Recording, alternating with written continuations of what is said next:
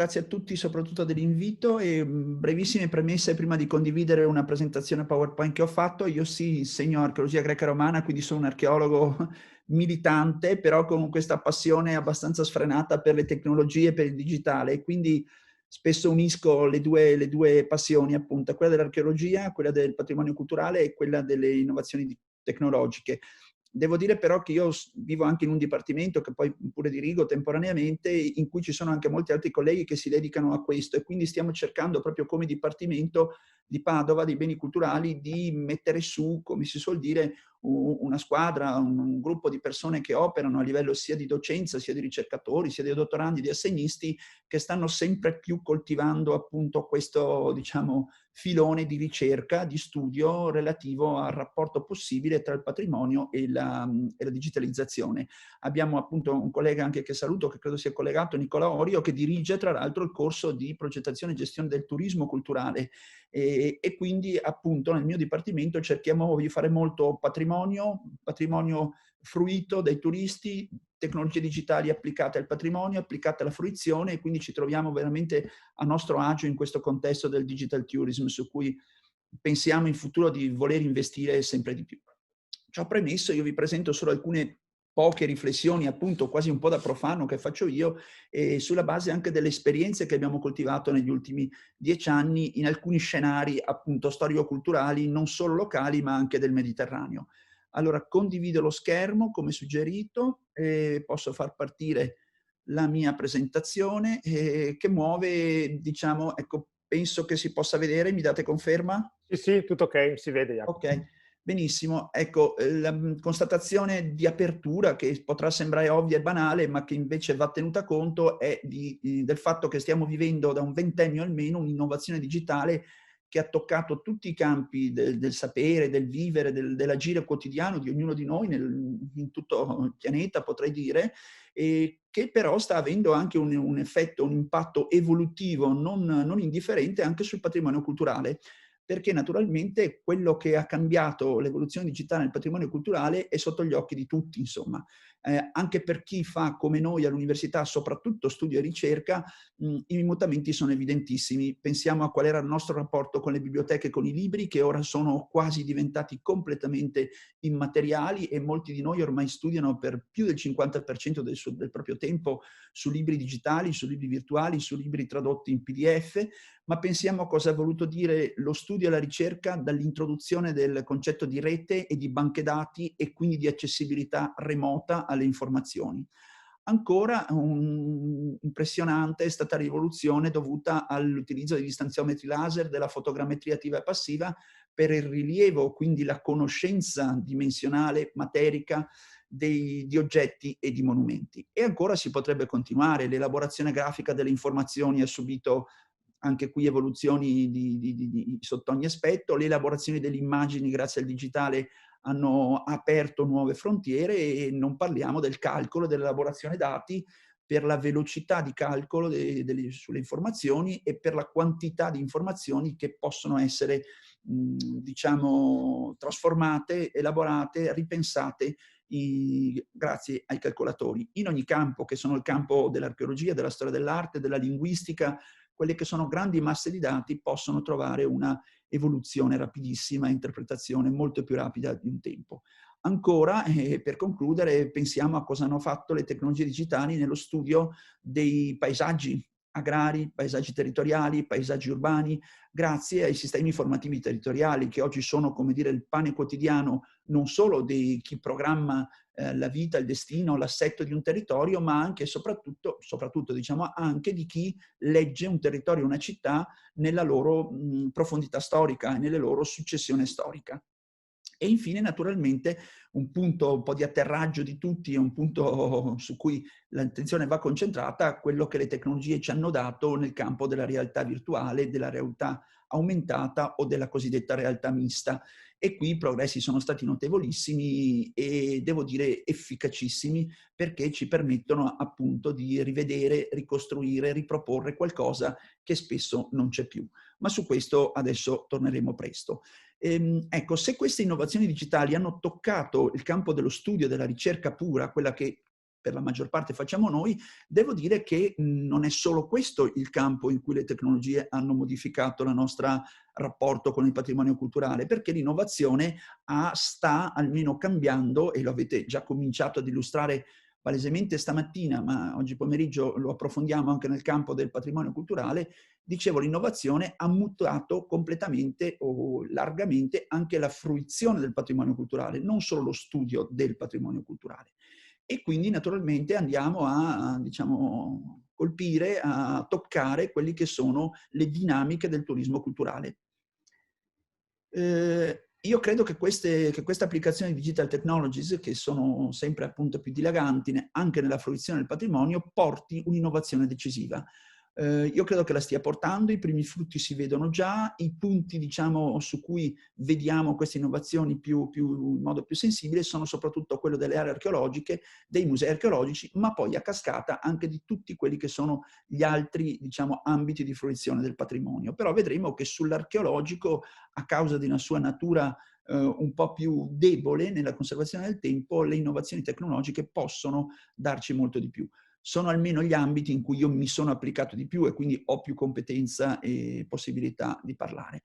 Però una breve, non passo indietro, ma analisi della questione. Allora, archeologiche, musei archeologici, ma non solo.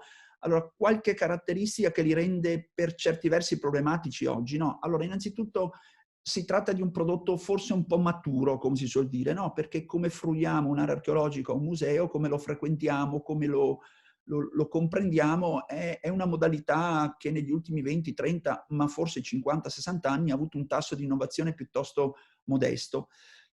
L'altro aspetto ancora più importante, secondo me, anzi su cui io vorrei soffermarmi, mi soffermerò dopo, è il carattere difficile un po' di questo prodotto, no? Moltissimi aree di rovine, moltissimi contesti archeologici, anche molti musei con i loro manufatti sono appunto realtà un po' difficili da comprendere perché si tratta di oggetti fuori contesto, oggetti parzialmente conservati, oggetti conservati in maniera minimale rispetto all'originario assetto e quindi l'aspetto dell'incomprensibilità si sente, si avverte e lo si ha anche come feedback che è frequente da parte dei turisti, no?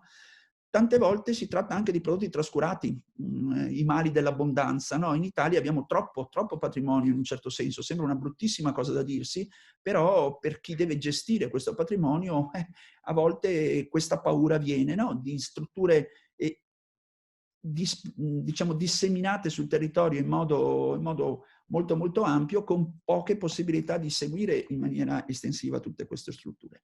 Ma abbiamo anche un prodotto che è diffuso ma anche spesso irraggiungibile e vedremo che su questo le nuove tecnologie possono darci una mano sicuramente. Abbiamo però anche un prodotto spesso invisibile, no? Perché se pensiamo a cosa sono le nostre città, continuità di vita, senza andare lontano, Padova, Verona, Vicenza, Treviso, ma allarghiamoci pure a tutta Italia, a Roma stessa, abbiamo città a continuità di vita dove il patrimonio culturale è spesso nascosto, spesso appunto invisibile, non lo si percepisce e quindi il nostro sforzo per potenziare, innovare un turismo culturale sempre più consapevole anche di queste stratificazioni urbane è cercare di rendere visibile l'invisibile. E qui sembra una mission impossible, no? Però anche su questo le tecnologie possono darci una mano e ci stanno dando una mano.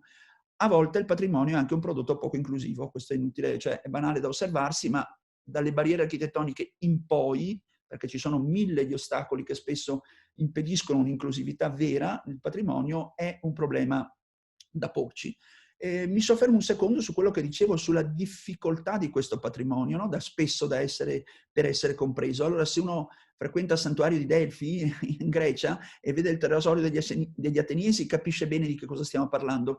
Se vede il Tempio di Apollo comincia a capire, ma a capire un po' meno perché sono conservate poco più delle fondazioni. Se uno passa all'Agora di Atene e vede il portico Poichile che conteneva i più grandi e straordinari dipinti dell'antichità da Polignoto in poi, vede questo ammasso di rovine riempite d'erba, purtroppo, che sono del tutto incomprensibili. Quindi io credo che uno dei salti di qualità che noi dobbiamo e possiamo fare, non solo certo ad Atene o a Delfi, ma a Padova, a Treviso, a Vicenza o a Verona o a Rovigo, sia anche quello di prenderci in carico resti del patrimonio difficilmente comprensibili e trarne qualcosa invece di leggibile, comprensibile, apprezzabile, perché valorizzare per me vuol dire dare valore, e dare valore significa prima di tutto far capire quali sono i valori di una cosa. Se questa cosa non si vede, non la si percepisce, perde completamente il suo valore. E allora alcuni casi studio, no, su cui noi ci siamo impegnati parecchio e che presentavano queste caratteristiche, a volte di incomprensibilità, a volte di illeggibilità, a volte di prodotto maturo. No? Questo è un caso distante dal nostro contesto territoriale, ma non per questo meno significativo. Questa è una città antica nel sud della Sardegna, dove la mia università lavora da 30 anni e dove abbiamo appunto affrontato il tema del turismo culturale. Qui abbiamo 70.000 visitatori all'anno, no? Però visitatori che con il tempo tendevano un po' a scemare di numero, ma anche di soddisfazione, perché appunto un campo di rovine come questo può essere molto fascinoso in riva al mare, nel Mediterraneo, eccetera, però via via passa col tempo, è sempre più utilizzato dalle spose per farsi le foto in quanto luogo romantico di rovina, no? Ma non di luogo di consapevolezza culturale. E allora ci siamo posti il problema di come appunto trasformare un campo di rovine spesso incomprensibili in qualcosa di molto più appealing, non solo in senso commerciale attrattivo, ma appealing in senso culturale, cioè come far capire che cos'erano quegli edifici, come funzionavano, come erano utilizzati, in quale contesto storico, culturale, sociale, economico si inserivano. E allora abbiamo lavorato molto in questo sito sul piano della visualizzazione dell'antico, e quindi ci siamo dedicati molto a quella che è la modellazione solida, ricostruttiva, virtuale dei comparti monumentali. E quindi da una città, diciamo, visibile quasi solo in 2D, cioè quasi solo alla base delle strutture, perché demolite nel Medioevo, nel tardo antico, eccetera, abbiamo ricomposto tutta una volumetria, tutta una corporeità quasi degli edifici, no? Ma lo abbiamo fatto non così per divertirci, lo abbiamo fatto tenendo forte la barra del timone verso il lavoro scientifico che è stato fatto in questo sito. Per cui tutte le ricostruzioni che abbiamo prodotto sono il frutto di 30 anni di scavi archeologici condotti nel sito. E quindi abbiamo sottolineato quell'imprescindibile legame che tiene assieme quella che è la ricerca scientifica, la divulgazione e la fruizione del patrimonio culturale. Si possono fare tanti modelli 3D, come si fanno a Disneyland, no? Senza avere una base di conoscenza. Noi abbiamo invece cercato di dare un valore aggiunto per noi essenziale nel ricostruire una città antica con le caratteristiche strutturali, materiche, cromatiche, vegetazionali, geomorfologiche derivate da ricerca applicata, ripeto, in più di 30 anni e in centinaia, quasi migliaia di pubblicazioni. Questo va a beneficio del turismo culturale, perché il turista, ecco, ha cominciato ad apprezzare non solo le possibilità di fare le passeggiate virtuali all'interno del sito quando si è sul sito o quando si è a casa in remoto, oppure di cominciare ad apprezzare quella che è cosiddetta ormai ben diffusa realtà immersiva, per cui dalle immagini 3D abbiamo tratto delle immagini che si chiamano equirettangolari come queste, che poi ricomposte in una realtà sferica producono la possibilità di trovarsi all'interno di un edificio, di navigarci, ma non solo come vedete ora a video, quindi ancora di fatto in una percezione bidimensionale, ma anche con gli strumenti che ormai sono, ripeto, abbastanza ben diffusi, che sono i cosiddetti head-mount display, cioè i caschetti, cioè i visori, cioè chiamiamoli come vogliamo, all'interno dei quali queste immagini equirettangolari montati in supporti virtuali sferici danno a chi si trova sul sito la percezione di essere appunto in un posto 2200 anni prima di quell'epoca. Abbiamo sperimentato questi strumenti, li abbiamo diffusi presso la cooperativa che gestisce il sito. La cooperativa ha fatto le prime sperimentazioni con i turisti e devo dire che è stato un successo incredibile a livello di esaltazione, permettetemi il termine, del fruitore, perché appunto il concetto di immersività nel mondo antico, ma attenzione, può essere il mondo medievale, il mondo rinascimentale, io vi faccio degli esempi archeologici, ma tutto ciò è trasferibile in qualsiasi contesto storico, cronologico, culturale. Ripeto, il successo è stato davvero superiore alle nostre attese in termini di percezione da parte dei turisti. Abbiamo avuto anche l'onore del presidente Mattarella, che è venuto in visita a Cagliari, che ha provato i nostri dispositivi e che pure, insomma, vuoi per circostanza, vuoi per convinzione, ha fatto diciamo un vivo apprezzamento a tutto ciò. Però ripeto, a noi interessa il feedback che è venuto dai turisti sul sito, che è stato veramente, veramente notevole, perché la percezione di poter trovarsi immersi nella realtà antica è stata per tutti decisiva. Un altro caso che reputo interessante, se non più interessante, è quello di Padova. A Padova abbiamo lavorato, sapete che Padova è una città a continuità di vita, questo lo sappiamo tutti, lo conosciamo tutti, ma nessuno sa, o pochi sanno, che le fonti descrivono Padova come la più grande e più ricca città dell'impero romano dopo la sola Roma. Okay? Che cosa ne resta della più grande città dell'impero romano dopo Roma? Praticamente nulla o pochissimo. La Padova romana, la grande Patavium, è diventata appunto una città invisibile. E invisibile è diventato per esempio il suo teatro, il teatro romano, che è stato seppellito nel Prato della Valle dalla Canaletta e dall'isola Memmia, e che noi abbiamo con un lungo lavoro riportato alla luce con prosciugumento della Canaletta 2 anni fa. Abbiamo fatto un lavoro notevolissimo, ma appunto come far percepire questo? E allora, a partire dall'indagine archeologica, abbiamo anche qui progettato delle ricostruzioni, delle modellazioni solide che restituissero l'immagine realistica. Naturalmente una dose di ricostruzione c'è sempre, no? Non possediamo il 100% di indizi, però una rappresentazione realistica di quello che era l'edificio antico. Ne siamo usciti anche qui, devo dire, molto bene dal punto di vista dell'apprezzamento del pubblico, perché abbiamo fatto una serie di visite guidate per cui da mattina a sera non riuscivamo ad esaurire le richieste di visualizzazione immersiva dell'edificio antico sul prato del Prato della Valle, permettetemi il gioco di parole. Ma a livello di attrazione turistica, come vedete, alcuni degli numerosissimi stralci di giornale, queste possibilità di fruizione del patrimonio culturale con strumenti digitali innovativi basati su un'indagine scientifica è stata eccezionale, e abbiamo avuto un riscontro veramente di primo ordine.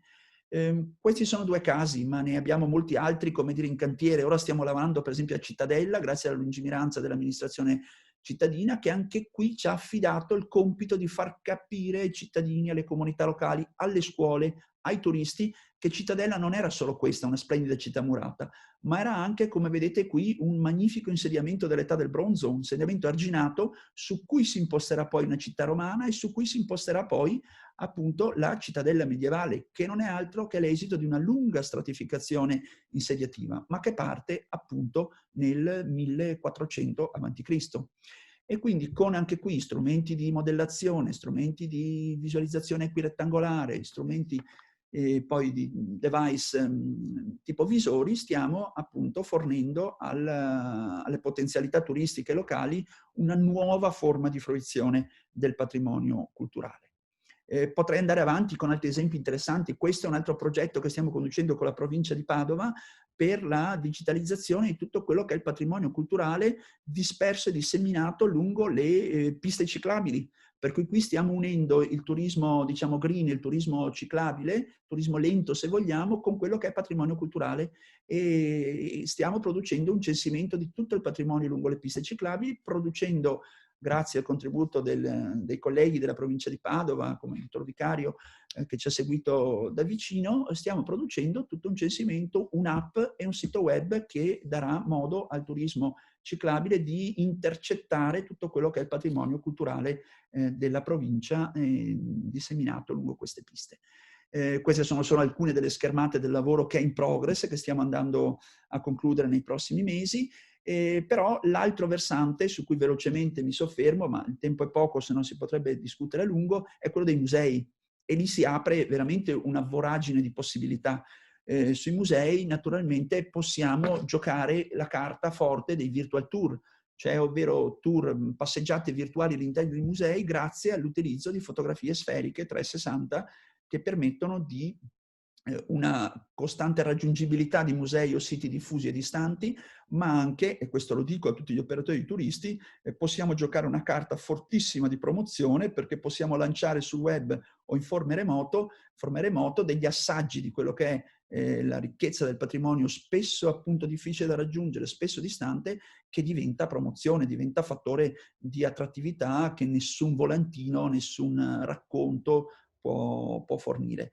Qui abbiamo fatto alcuni esempi molto semplici, questo l'abbiamo fatto proprio a livello di sperimentazione sul nostro museo archeologico di scienze archeologiche d'arte del Liviano, con una serie di virtual tour dotati poi di elementi informativi per ciascuna sala, per ciascun oggetto, possibilità di zoomare, possibilità di verifica, per esempio 3D dei singoli oggetti, come in questo caso, ecco, che compaiono nelle vetrine. Quindi insomma giochi e giochini se ne possono fare pressoché infiniti, però non sono giochini, perché a livello di attrattività turistica, di presentazione, di divulgazione, di diffusione dei dati sono veramente, veramente, a mio avviso, produttivi. Ci potremo allargare, potremo pensare a tante altre cose su cui stiamo lavorando. Dalla virtual reality possiamo andare all'augmented reality, cioè introdurre oggetti che non si vedono dove il turista passa, a utilizzare le cosiddette virtual cave, cioè stanze virtuali dove proiettare scenari lontani, remoti o anche on-site.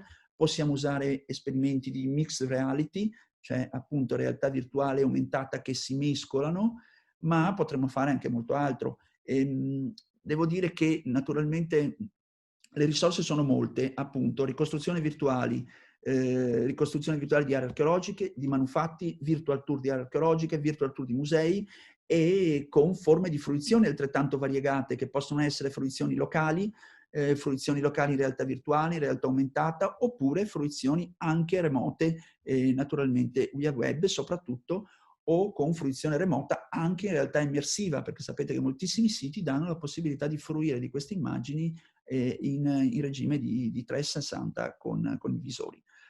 Quindi verso la soluzione di alcune criticità strutturali, penso di sì, non tutto è facile da risolvere, ma se pensiamo alle caratteristiche un po' problematiche a cui facevo cenno all'inizio, oddio, il prodotto maturo, il prodotto difficile, il prodotto diffuso, a volte troppo diffuso, un prodotto invisibile, diciamo che le tecnologie ci stanno dando una grossa mano per risolvere queste criticità che senza dubbio sono tipiche ormai del prodotto culturale. Quindi credo che ci sia spazio, tempo e modo per discutere, per lavorare, per fare ricerca. Noi presso il Dipartimento siamo solo all'inizio, siamo ancora in una fase molto, come dire, non vorrei dire dilettantistica, ma insomma stiamo navigando in un mondo complesso e stiamo aggregando professionalità in questo campo e ci vorremmo in futuro muovere in questa direzione.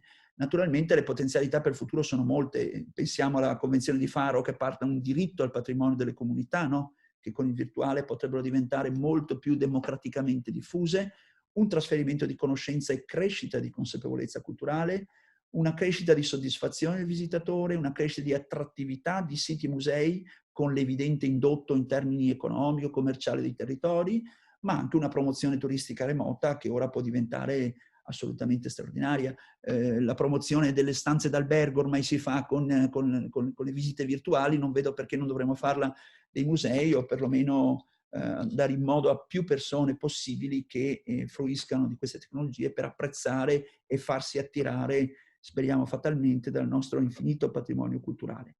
Concludo dicendo che non tutte sono rose e fiori, cioè ci sono problemi, no? Ci sono il problema dell'open heritage cosiddetto e dei diritti d'immagine, ci sono i problemi di big data, della banda larga. In Italia abbiamo la media di trasmissione per banda più bassa d'Europa, no? Siamo a 23 megabits, mentre insomma ci sono regioni che vanno, nazioni che vanno molto più su, un 5G che stenta a decollare o che fa fatica in futuro a essere lo standard per ragioni anche politiche, però su questo ovviamente non intervengo perché non ho competenza. C'è il problema dei formati aperti e c'è il problema dei formati standard e c'è il problema dei diritti d'autore su musei e siti archeologici. Quindi la digitalizzazione, la diffusione digitale è sicuramente un qualcosa di futuro, futuribile, su cui però bisogna ancora lavorare, ragionare molto e affrontare anche con una certa cautela. Insomma, ferma restando, lo dico, ma credo sia scontato per tutti, che nulla sostituisce il contatto diretto con il manufatto antico, con il sito archeologico, con la visione diretta di un quadro. Quello è l'ABC e la base di tutto. Altra cosa però è una potenzialità maggiore ci può venire dall'utilizzo delle digital technologies. Stiamo discutendo proprio oggi in un lungo convegno in cui mi devo dopo nuovamente reinserire sulla didattica digitale e la didattica in presenza, e lì sono schieramenti, battaglie, discussioni accesissime e giustissime. Nulla sostituisce la didattica in presenza naturalmente, però in certe situazioni emergenziali o di difficoltà geografico-sociali, anche le forme di fruizione remote o fruizioni digitali possono aiutare, innovare e guardare un po' il futuro. Ecco, questa è la mia opinione.